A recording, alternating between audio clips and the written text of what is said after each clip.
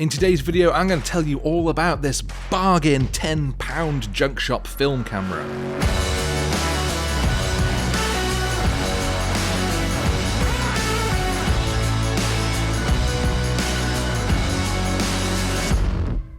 So I was in a local junk shop in Edinburgh and I found this little guy sitting on a shelf. And it was knackered. It was covered in dirt and grime and marks and decades of sweaty hands clasping onto it. What it is a Pentax K1000, a film camera released in the 70s first and on sale right up until the mid-90s. It is not a high-end camera, but it is a solid bit of kit. We've got this nice chunky metal construction. We've got interchangeable K-mount lenses. And it's got that retro camera aesthetic, which, as it turns out, I really like in a camera.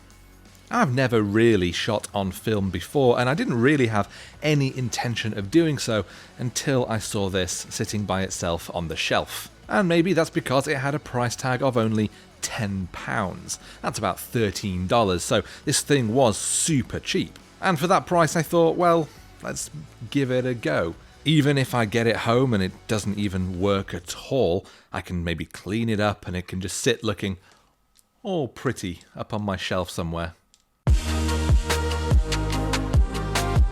It came with this 50mm lens, which apart from having a very stiff aperture ring, seems in pretty decent working order. The actual glass on the front is pristine, and that's because the previous owner has very sensibly always kept on this UV filter, something that I really need to try and remember to do with my own lenses.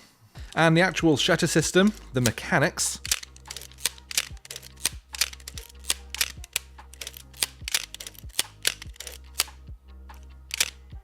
seem to work pretty fine as well. So I brought it back home, I opened everything up, took the lens off, and got to work with the cleaning. Now, I am no expert restorer of any kinds of items, let alone something as technical as a camera, but I thought if I at least start off by getting it clean, then I'm going to be off to a good start. So I used isopropyl alcohol for this, and just an old toothbrush head. That alcohol probably won't damage any of the mechanical parts, but should essentially dissolve all of that dirt and grime, and after some time spent gently scrubbing away and getting a bit dizzy from the alcohol fumes, started to look much more like a presentable camera. I mean, fine, it doesn't look brand new, it's still got some actual scuffs to the metalwork and various chips here and there, but for a camera which is several decades old at least, I think this is looking pretty decent. Also, the horrible old underpants smell that it had before has now been replaced with something much more just like a clean alcohol smell, which I think is an improvement. I also replaced the little battery that just tucks into the bottom. Now this gives some power to the metering system, which is basically just a little arrow that goes up and down in the viewfinder. When you adjust your settings to get it in the middle, that means that you're pretty much got a solid exposure. So it all seemed to be in pretty decent working order, but my worry with this being a film camera was that maybe the light seals had broken, or there's something else going on that would mean that light would get into the camera and ruin any shots that I'm trying to take. So I bought some film and I popped it in to head out to take a whole load of test shots. And actually I was quite pleased with some of the results. This scene overlooking Newhaven Harbour has come out quite well, and I also really like these shots from Leith Shore. Especially this contrasty, shadowy shot of this man and his bags. But some shots did come out fairly weird looking, and I don't know whether that's to do with the exposure I set, or maybe how the Kodak film responds to contrast or whatever, but I guess that is just part of the film process. But it was enough to tell me that this thing is essentially in decent working order, which really did come as a surprise to me, given the fact that it was only £10 and it was covered in filth. But it meant I did feel fairly confident when I bought a whole bunch of other films and took this on a little trip further into the Highlands of Scotland. I really like how these shots look from Loch Maree, especially this vertical composition with the mountain in the background and that lone tree in the midground. It was pretty flat light when I was visiting this area, but I'm still quite pleased with how these shots look generally.